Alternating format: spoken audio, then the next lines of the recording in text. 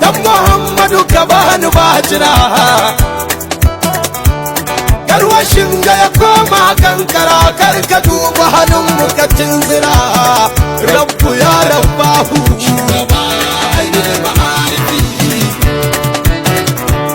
rayuwa kar ta ɓata lokuta kar duhun ga ya kai mu ga mun bata hasken ka ya sauka ya gaskata mana imanin mu mu kyautata